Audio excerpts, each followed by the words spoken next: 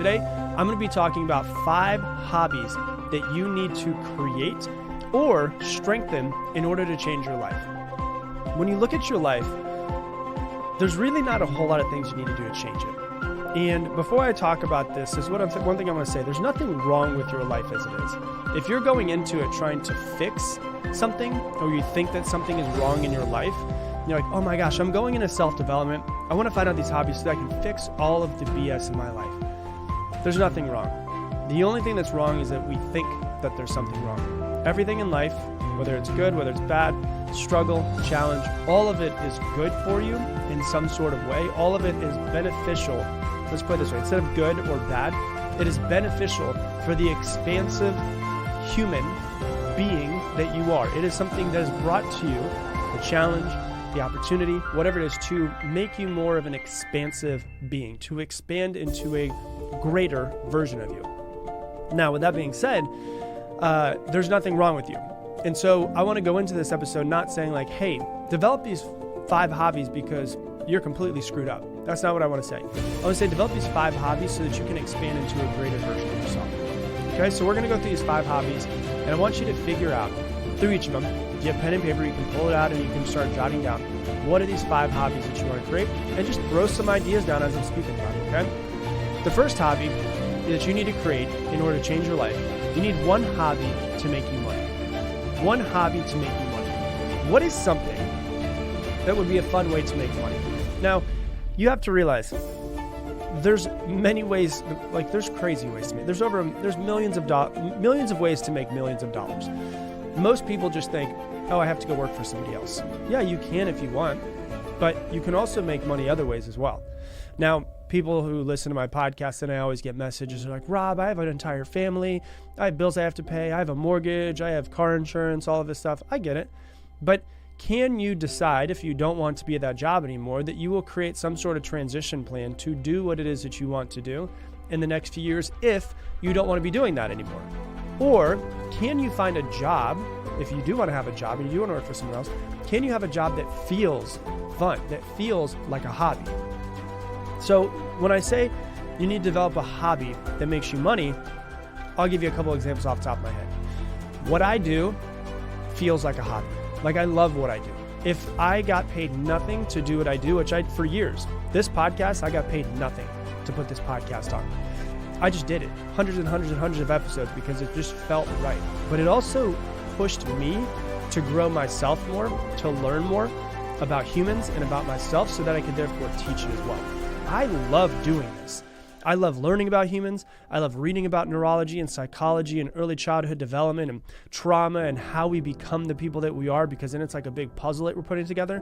But can you find a hobby that makes you money?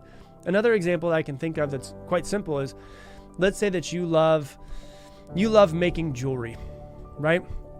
There's just something about it. Or maybe you've never even made jewelry before, but there's something that feels intriguing to you about, like you feel an energetic pull towards learning about this thing. Well, maybe what you do is you go, you know what, I'm going to start, there's jewelry making classes all over. There's jewelry making classes online. I'm going to take some jewelry making classes and I'm going to try to learn how to make jewelry.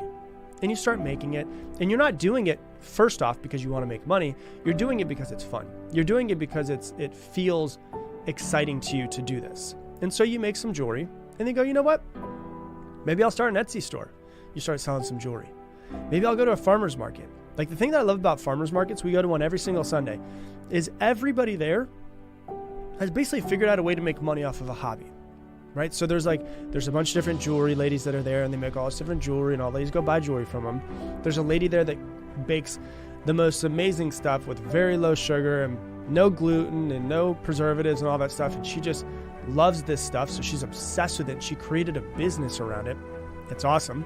There's another guy that's there and he loves farming, and so we get our eggs from him. There's another lady that's there, and her and her husband also love farming. They love raising cattle, and they have like 40 different cattle on their property, and they roam freely, and they're butchers, right? So it's like there's another guy there that loves coffee, and so he's developed his own system of roasting coffee and creating coffee. There's another person there that loves juice, and so they created this incredible juice that they make. And so there's another guy that loves honey and he like bees. And so he's literally makes honey, and he makes all these different types of honey that are mixed with like lavender and all kinds of amazing stuff. But what you're looking at is somebody who found a hobby and then found a way to make money off of it, right? So is there some sort of hobby out there that maybe you're making money off of it now, maybe you're not, but you feel an energetic pull to learn and get better at this thing? And if you can find that thing, I want you to pursue it. Can you find a hobby that can make you some money? And maybe it becomes your full-time gig. Maybe it just becomes a thing that you do on the side and brings some extra revenue, and now you can take your kids and your family to a cool trip once a year because you put so much time into your hobby. But you need to have one hobby that makes you money. The second hobby that you need to have is a hobby that keeps you healthy and in shape. So this could be many different things. Maybe it's working out, but for some people, they just don't like working out. Who said that in order to be healthy, you have to work out? That's not it at all. Maybe you love going for jogs and you just say, you know what? I'm going to do this every single day. That's going to keep you a lot healthier. Maybe you do love lifting. I was watching a thing the other day. A guy was talking about a study that said people over the age of 60 that lift heavy weights heavy weights twice a week have a 40% less chance of dying of anything but old age than people who don't lift weights heavy twice per week. What? That's crazy. They just have to lift heavy things for a little while twice a week, and they have a 47% chance of living longer than everybody else that just in actually getting to old age versus having a heart issue or having some sort of issues with their body, right? So maybe it's going for walks. Maybe it's going for a jog. Maybe you love soccer. Can you go get a part of a rec league, or go out to, if you love soccer, you love basketball, there's like rec leagues, there's baseball that you could do, there's flag football. There's so many different rec leagues that you could join that are probably in your area. There's some community center, there's some YMCA that you could join, and you could use that as a way to be healthy. You don't ever have to step foot in a gym if you don't want to, but can you find some sort of hobby to keep you healthy and in shape so that you can live longer? Okay? Next hobby. That was hobby number 2. Next hobby number 3, is a creative outlet. I personally believe, having talked to thousands and thousands of people and coached tons of people over 16 years now, that one of the things that really restricts people's happiness in life is that they don't have any creative outlet. They don't have any outlet to put their creativity into the world. I personally believe that we are creative beings. Part of the reason why we are here is to create. We are part of this ultimate creator, and we are here to create amazing things, whatever it is. Maybe it's that you want to do painting. Maybe it's that you love making music. Maybe it's you love taking photos. Maybe it's you love editing video. Maybe that you love, maybe you don't love making music, but maybe you love producing music. Whatever it is, can you find some sort of creative outlet? Maybe you love just having a spinning wheel and making clay pots. There's so many different ways for you to have a creative outlet. So let me ask you this question.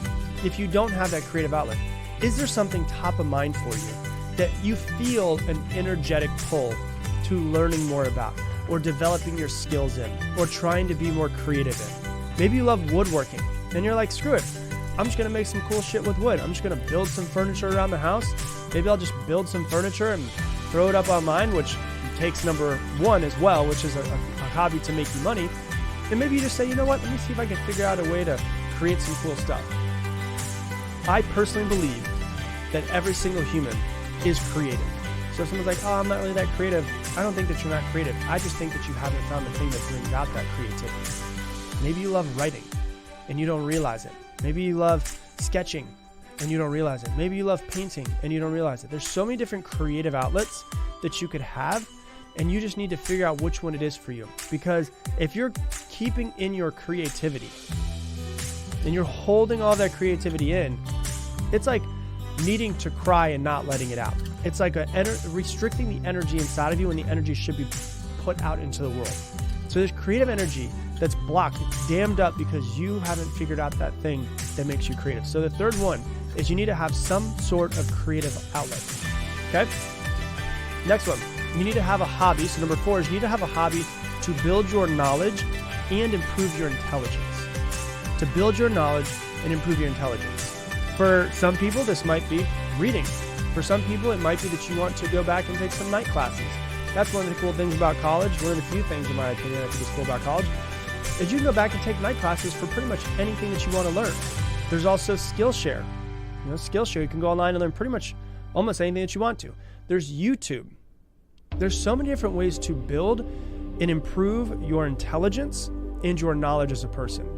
I was reading a quote the other day, pretty wild quote, and I think I've mentioned on the podcast in the past couple months. And they said that 33% of high school graduates never read another book after graduating high school. So if someone, lives to 88 years old and they get out of high school at 18 years old, for 70 years, they don't read a book? That's crazy. And then that's 33% of high school graduates. 42% of college graduates never read another book. And so think about this. If you feel, I personally believe, and one of my first mentors used to always say this, you're either green and growing or you're brown and dying. If you're not growing your intelligence and your knowledge base, you're not green and growing, you're brown and dying. And so you're never in a place where you're not going forward. You're either going forward, and if you feel like you're stagnant is actually going backwards. Why? Because you're not just staying in the exact same place. You're getting older and staying in the exact same place. You're going backwards. You're not improving yourself. You're living the exact same year that you've been living over and over and over again since you were 19 years old. So you can meet people that are 39, but they still have the exact same intelligence that they did at 19. Is that improvement? Not really. So can you find some sort of hobby? It doesn't have to be just reading books. There's many ways to develop your knowledge and improve your intelligence. Can you hire a coach to help you with that? Do you want to learn a language? That's another way to improve your intelligence. And do you want to learn a language and then go to another country and do it that way? How can you make sure that you're constantly evolving yourself in your brain? Because the phrase is 100% true, and I've heard many neurologists say this: if you don't use it, you lose it. So if you're not constantly trying to evolve your brain, there's just parts of your brain that are just like, yeah, we're just going to chill. We're not going to do much more. We're going to stay here, right? So have a hobby that improves your knowledge and your intelligence. And then the last one, number 5, is a hobby to improve your mindset, to improve the being that you are.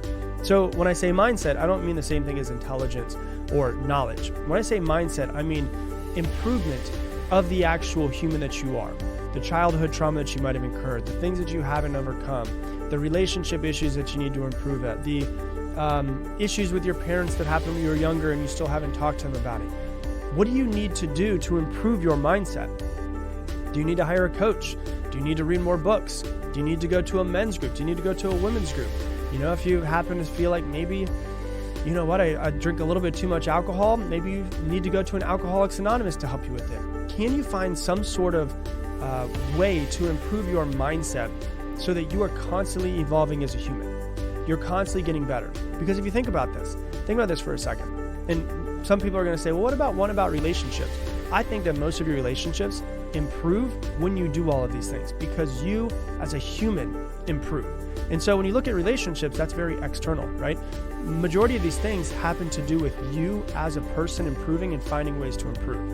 And so these are the 5 things I think that if you really want to change your life, you only need one hobby in each one of these things. Something that you do weekly, something that you do 4 times a week, 3 times a week, whatever it is. Number 1 is you need a hobby to make you money. You need to figure that out. You need to make sure that you're not constantly relying on somebody else. Number 2, you need a hobby that's going to keep you healthy and in shape. Number 3, you need a hobby that is a creative outlet for you. Number 4, you need a hobby that builds your knowledge and improves your intelligence. And number 5, you need one hobby to improve your mindset. And if you do this, I guarantee you, evolving and improving the being that you are becomes fun. Why? Because hobbies are something that's fun to do. It doesn't feel like a task. It doesn't feel like a chore. And if you work on these five hobbies and fast forward a year, 2 years, 5 years, 10 years down the road, all 5 of these will help you become a better person.